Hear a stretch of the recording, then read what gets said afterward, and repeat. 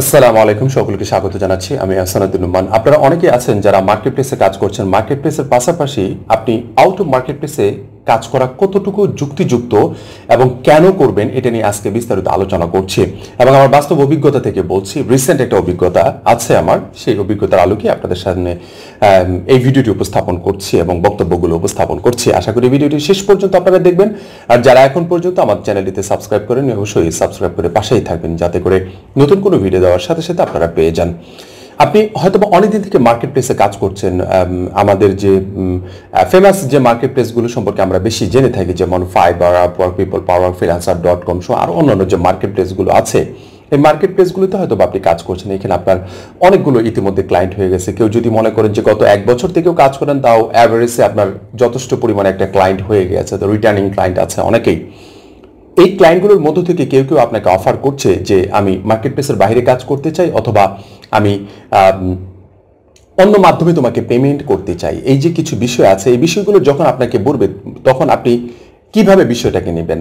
সর্বপ্রথম যে বিষয়টি, সেটা হচ্ছে যে মার্কেট প্লেসে কাজ করার সময় মনে রাখবেন, সর্বপ্রথম ক্লায়েন্ট কিন্তু আপনাকে পে করে দেয়।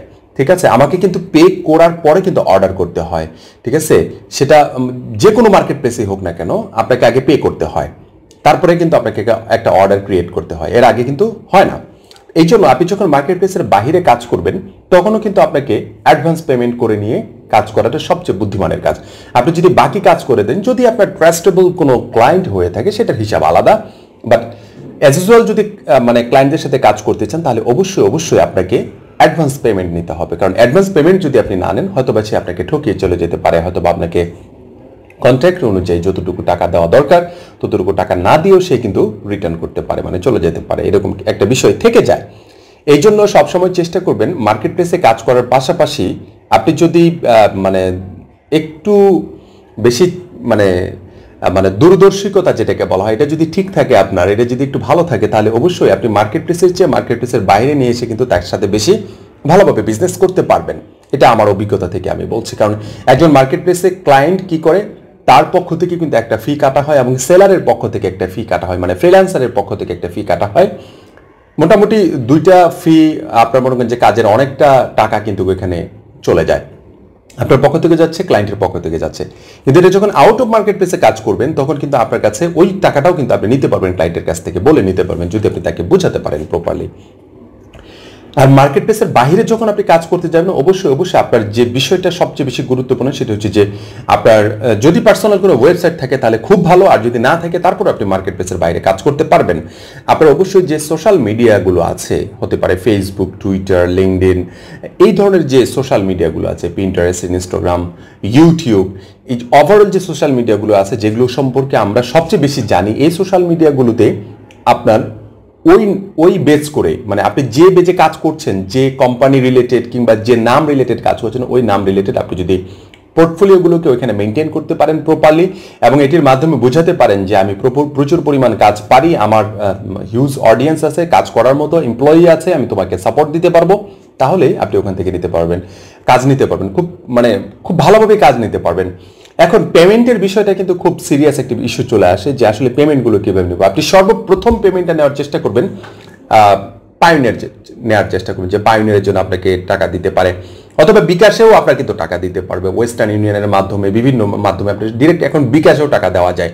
আমার অনেকগুলো ক্লায়েন্টের টাকা কিন্তু আমি ডিরেক্ট বিকাশেও নিয়েছি। কিভাবে বিকাশে নিয়েছে, ওরা ওয়েস্টার্ন ইউনিয়নের মাধ্যমে কিভাবে জানে টাকাটা পাঠায় আমি জানি না পদ্ধতিটা, বাট ওরা পাঠাতে পারে, আমাকে ডিরেক্ট বাংলাদেশে টাকাটা পাঠাতে পারে। এভাবে আপনি কিন্তু এটা কিন্তু রেভিডেন্স হিসেবে চলে আসে, এই টাকাটা আপনারা কিন্তু এভাবে করতে পারবেন, নিয়ে আসতে পারবেন। পাশাপাশি যদি মনে করেন যে না, আপনি ডিরেক্ট ব্যাংকে নেবেন, ডিরেক্ট আপনার ব্যাংকের ইনফরমেশন তাকে যদি দিয়ে দেন, আপনাকে অবশ্যই সে একবারে ইজিভাবে আপনার কাছে টাকা কিন্তু পাঠিয়ে দিতে পারছে। আর সবসময় সাবধান থাকবেন যে ক্লায়েন্টের সাথে কাজ করার সময় অবশ্যই যে কাজটুকু করবেন, সেটা হচ্ছে যে অ্যাডভান্স পেমেন্ট নিয়ে নেবেন। অ্যাডভান্স পেমেন্ট নিলে আপনার কোনো টেনশন নেই, যতটুকু পেমেন্টের কাজ হয়েছে ততটুকু পেমেন্ট তাকে ওই পেমেন্ট অনুযায়ী ইকুয়াল টু যতটুকু কাজ করা হয়েছে, আপনি ততটুকু কাজ তাকে দিয়ে তাকে বলবেন যে আমাকে বাকিটা পেমেন্ট করো, আমি তোমার কাজ কমপ্লিট করে রেখেছি, আমি তোমাকে দিয়ে দিতে পারবো। এই বিষয়টা যদি একটু সেন্সিটিভ হয়ে থাকেন, আমার কাছে মনে হয় কোনো ক্লায়েন্ট আপনাকে ঠকিয়ে যেতে পারবে না। আর না ঠকানোর পিছনে আরেকটি বিষয় থাকবে, সেটা হচ্ছে যে আপনি যদি তার সাথে বিশ্বাস যে একটা জায়গা আছে, ওই জায়গাটা যদি খুব ভালোভাবে দখল করতে পারেন, আপনি হয়তো বা এমনিও কাজ তাকে করে দিতে পারেন। হয়তো বা 6 মাস পরে টাকা দিল, কিংবা আপনাকে 6 মাসের টাকা অ্যাডভান্স আপনাকে দিয়ে দিল। আমার অনেক ক্লায়েন্ট আছে যে তারা অ্যাডভান্স টাকা দিয়ে রাখে আমাকে, ঠিক আছে, যে আমি তোমাকে $100 অ্যাডভান্স দিয়ে রাখলাম, তুমি আমাকে কাজটুকু কমপ্লিট করে দিও, তোমার ইচ্ছা মতো কমপ্লিট করে দিও। এরকম যখন হয়ে যাবে তখন হিসাবটা পুরোপুরি আলাদা। কিন্তু আপনি যখন কোনো একজন নতুন ক্লায়েন্টের সাথে কাজ করতে যাবেন, তখন অবশ্যই অবশ্যই মনে রাখবেন তার কাছ থেকে অ্যাডভান্স পেমেন্ট করার জন্য, অথবা যেটাকে বায়না বলা হয়, ঠিক আছে, অ্যাডভান্স কিছু নিয়ে হলেও আপনি কাজ করা শুরু করে দিবেন। তাহলে আমার কাছে মনে হয় ওই ক্লায়েন্টগুলো আপনাকে কখনো ঠকানোর চিন্তা ভাবনা থাকলেও ঠকাতে পারবে না, কারণ আপনি যতটুকু কাজ করবেন ততটুকুই তাকে ডিসপ্লে দিচ্ছেন। আশা করি বুঝতে পেরেছেন। অনেকে আছেন যে মার্কেট প্লেসের পাশাপাশি বাইরে কাজ করতে চাচ্ছেন। আমি বলবো যারা মার্কেট প্লেসে কাজ করছেন, বাহিরেও একটা ফিল্ড রেডি করে ফেলেন, কারণ মার্কেট প্লেস কখন কাকে কিক দেয় এটা বোঝা খুবই মুশকিল একটি বিষয়।